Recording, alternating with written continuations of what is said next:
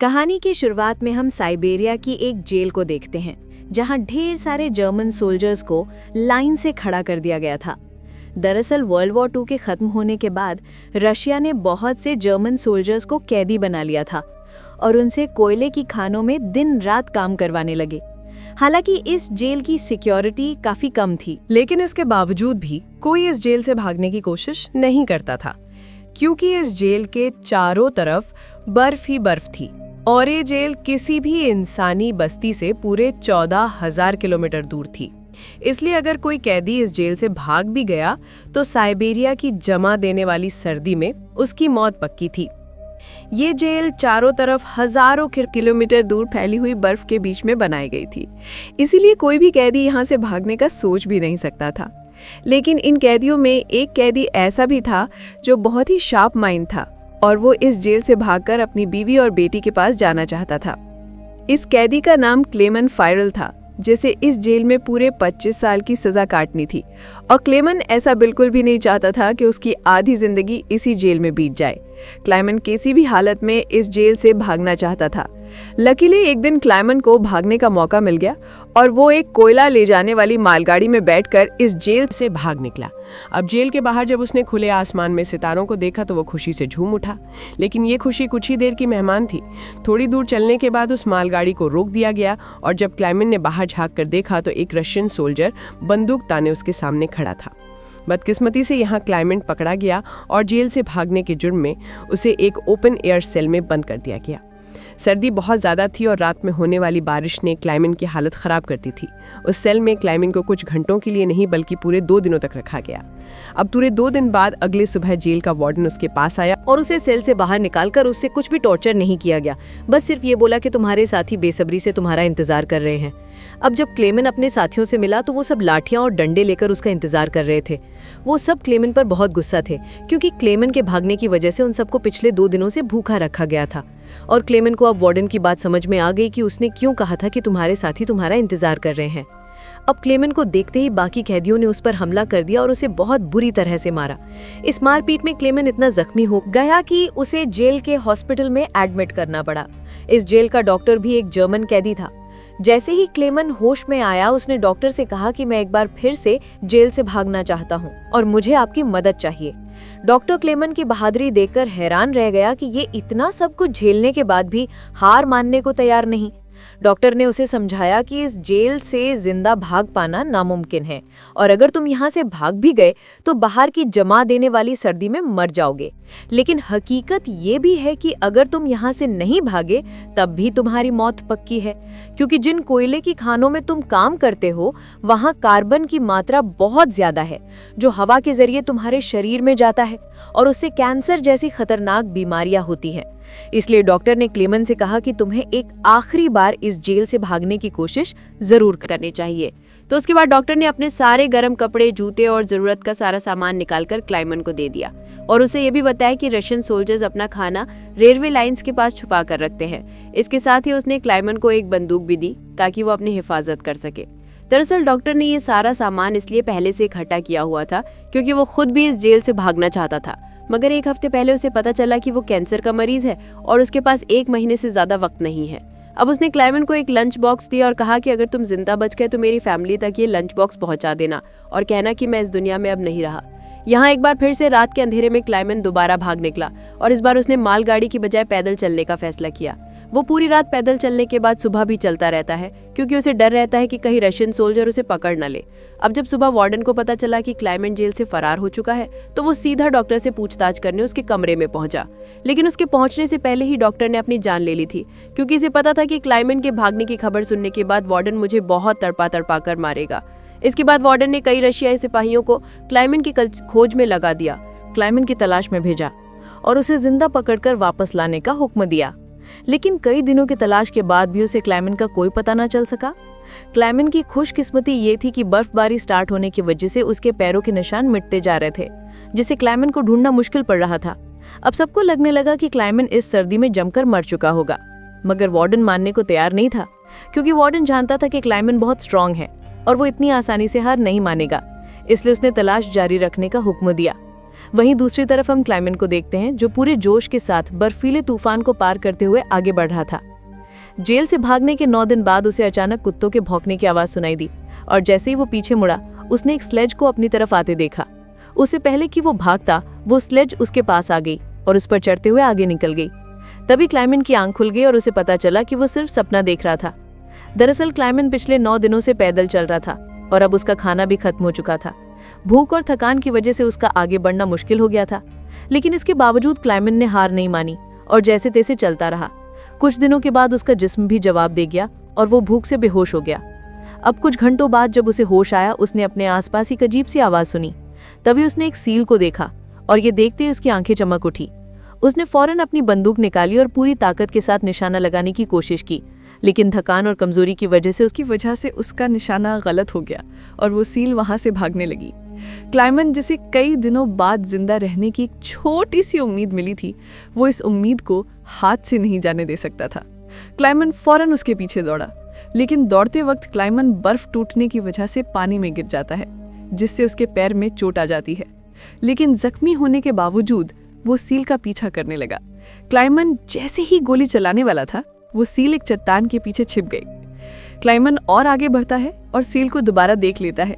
उससे पहले कि वो पानी में जाती, क्लाइमन ने अपनी आखिरी गोली चलाई और खुशकिस्मती से वो गोली उसे लग गई। ये देखकर क्लाइमन खुशी से झूम उठा, क्योंकि अब सफर के दौरान उसे खाने की फिक्र नहीं थी। कई दिनों के बाद क्लाइमन ने पेट भर के खाना खाया और थोड़ा आराम करके अपना सफर जारी रखा। अब इतने लंबे सफर में क्लाइमन बिल्कुल अकेला था और उसके चारों तरफ बर्फ के अलावा कुछ भी ना था। इस माहौल में उसकी दिमागी हालत खराब हो सकती थी, इसलिए वो खुद से बातें करता और पॉजिटिव बातें कह के खुद को आगे बढ़ने के लिए मोटिवेट करता। इसके साथ ही वो हर वक्त कैंपस के जरिए अपने रास्ते को देखता है, ताकि वो इस बर्फीली वादी में कहीं खो न जाए। इसी तरह दिन गुजरते गए और फिर महीने। लगातार 2 महीने चलने के बाद क्लाइमन को इस बर्फीले मैदान में एक छोटा सा पेड़ दिखाई दिया। इस पेड़ को देखकर क्लेमन इतना खुश हुआ कि जैसे उसे कोई खजाना मिल गया हो, और वो भागकर उस पेड़ को गले लगा लेता है। दरअसल ये पेड़ इस बात की निशानी थी कि क्लेमन लगातार 2 महीने चलने के बाद अब ये बर्फीला मैदान क्रॉस कर चुका है और आगे जंगल शुरू होने वाला है। थोड़ा ही आगे चलने के बाद ठीक वैसा ही हुआ जैसा उसने सोचा था। अब यहाँ से जंगल शुरू होने वाला था। बर्फ का इलाका खत्म हो रहा था। वो जंगल में बहुत खुश था। वो लकड़ियां इकट्ठा करके आग जलाता है और कई महीनों बाद पहली बार सुकून से सो जाता है। पर अगला दिन उसके लिए सुकून का था या नहीं, ये कोई नहीं जानता। दूसरी तरफ हम वार्डन को देखते हैं, जो अब भी क्लाइमन की तलाश में था और उसने अपनी सर्च पार्टी को हुक्म दिया कि वो 500 किलोमीटर के दायरे में क्लाइमन की तलाश करें। वहीं क्लाइमन एक जंगल से होता हुआ आगे बढ़ रहा था कि अचानक वहां एक बर्फीला तूफान आ गया। ये तूफान इतना तेज था कि बड़े बड़े पेड़ भी जमीन से उखड़कर गिरने लगे। क्लेमन जैसे ही आगे बढ़ने की कोशिश करता है, एक बड़ा सा पेड़ सीधा उस पर गिर जाता है। क्लेमन की किस्मत अच्छी थी कि शाम में 2 आदमी यहाँ से गुजरे जो सोने की तलाश में थे। उन्होंने क्लेमन को देख लिया और वक्त पर उसकी जान बचा ली। उसके बाद ये तीनों एक साथ आगे बढ़े और कई दिनों के सफर के बाद बर्फीले मैदान से बाहर निकल आए। रास्ते में उन्हें एक दरिया मिला, जिसे पार करने के लिए उन्होंने लकड़ी की एक कश्ती बनाई। दरिया पार करते वक्त वो आपस में बातें करने लगे और एक दूसरे को बचपन के किस्से सुनाने लगे। लेकिन इसी बीच दरिया का बहाव तेज हो गया और कश्ती काबू से बाहर होने लगी। ऐसे में एक साथी का तवाजुन बिगड़ गया और वो सीधा पानी में जा गिरा। उसे तैरना नहीं आता था, वो डूबने लगा। ये देखकर क्लेमन ने पानी में छलांग लगा दी और किसी तरह उस आदमी को किनारे तक लाकर उसकी जान बचाई। दूसरी तरफ उनका दूसरा साथी उन दोनों को डूबने के लिए छोड़ देता है और अकेला आगे बढ़ गया। उसका दूसरा साथी बहुत ही लालची था। उसे लगा कि वो दोनों मर गए होंगे और लालच के चलते उसने अपने दोस्त का सोना भी खुद के पास रख दिया। थोड़ी देर बाद जब क्लेमन और दूसरा आदमी टेंट तक पहुंचे तो उस आदमी को अपने दोस्त पर बहुत गुस्सा आया और उसने उसे गोली मारकर उसकी जान ली। उसके बाद क्लेमन और वो आदमी ने सामान उठाया और सफर जारी रखा। वे दोनों कई महीनों तक इसी उम्मीद पर चलते रहे कि कोई इंसानी आबादी उन्हें मिल जाएगी। लेकिन दोबारा सर्दियों का मौसम आ गया और हर तरफ के जंगलात बर्फ की सफेद चादर में छुप गए। उस आदमी ने जो सामान उठाया था वो काफी भारी था, इसलिए उसे बर्फ में चलने में मुश्किल हो रही थी। ये देखकर क्लेमन ने उसका बोझ हल्का करने की कोशिश की और कहा कि कुछ देर के लिए अपना सामान मुझे दे दो। लेकिन यहाँ उस आदमी को शक हुआ कि शायद क्लेमन भी उसका सोना चुराना चाहता है। इसलिए उसने क्लेमन पर हमला करके उसे नीचे ढकेल देता है, जिससे क्लेमन बेहोश हो जाता है। थोड़ी देर बाद क्लेमन को होश आया तो उसने देखा कि भेड़ियों का एक झुंड उसकी तरफ आ रहा है। अपनी जान बचाने के लिए वो एक दरख्त पर चढ़ने लगता है, लेकिन पेड़ पर चढ़ते वक्त एक भेड़िया उसका पाँव पकड़ लेता है। लेकिन दरख्त कमजोर था और दरख्त दरमियान से टूट गया, जिससे क्लेमन नीचे गिर पड़ा। अब क्लाइमन को लगा कि उसकी मौत पक्की है। तभी अचानक गोली चलने की आवाज आई। क्लाइमन ने आंखें खोली तो उसने देखा कि कुछ भेड़िए मर चुके हैं और जो जिंदा थे वो भाग चुके हैं। दरअसल इलाके के शिकारियों ने आकर उसकी जान बचाई। वो उसे अपने गांव ले गए, जहां गांव के लोगों ने उसका इलाज किया। बरसों की मेहनत के बाद क्लाइमन एक इंसानी आबादी तक पहुंच चुका था। लोगों को देखकर उसे बेहद खुशी हुई। कई दिनों तक वो गांव में रुका और लोगों ने उसकी खूब खातिरदारी की। एक दिन गांव में एक लेटर आया जो किसी और का नहीं बल्कि खुद वार्डन का था। इसमें लिखा था कि एक जर्मन फौजी हमारी जेल से फरार हो चुका है और अगर किसी ने उसे पनाह दी तो वो गद्दार कहलाएगा। अब ना चाहते हुए भी क्लाइमन को ये गांव छोड़ना पड़ा, क्योंकि अगर वो यहाँ से नहीं जाता तो वार्डन इस गांव वालों को भी सजा देते। जाने से पहले गांव के लोगों ने उसे खाने पीने का सामान और एक शिकारी कुत्ता दे दिया। इस लंबे सफर में अब क्लाइमन का एक साथी भी बन गया है, इसलिए अब उसे अकेलापन महसूस नहीं हो रहा था। वे दोनों कई दिनों तक चलते रहे। रास्ते में उन्हें एक लकड़ी की फैक्ट्री नजर आई और कुत्ता खाने की तलाश में उसकी तरफ दौड़ा। अब क्लाइमन अपने कुत्ते को बचाने के लिए मिल के अंदर गया। वहां वर्करों ने क्लाइमन को पहचान लिया और उसे मालिक के पास ले गए। वहां जाकर क्लाइमन ने मालिक को अपनी पूरी कहानी सुनाई, जिससे सबको क्लाइमन पर तरस आया। उन्होंने उसे खाना खिलाया और जर्मनी जाने वाली ट्रेन में बिठा दिया। क्लाइमन खुश था कि वो जल्द अपने घर पहुंच जाएगा, लेकिन वो नहीं जानता था कि मिल के मालिक ने उसकी खबर वार्डन को दे दी है। अब वार्डन अपने सिपाहियों के साथ स्टेशन पर उसका इंतजार कर रहा था, लेकिन स्टेशन पहुंचने से पहले क्लाइमन ने दूर से रशियन सोल्जर्स को देख लिया और मौका मिलते ही ट्रेन से कूदकर भाग निकला। मगर बदकिस्मती से रशियन सिपाहियों ने उसे देख लिया और उसका पीछा करने लगे। क्लाइमन ने जल्दी से पटरियां पार की, लेकिन अचानक ना जाने वार्डन कहां से सामने आ गया। ये देखकर क्लाइमन का दिल घबरा गया, क्योंकि अब उसे लगा कि उसकी बरसों की मेहनत जाया हो गई। अब इससे पहले कि वार्डन उसे गिरफ्तार करता, क्लाइमन के कुत्ते ने वार्डन पर हमला करके उसे काट लिया और यूं एक बार फिर से क्लाइमन को भागने का मौका मिल गया और वो पूरी जान लगाकर यहाँ से भागने लगा।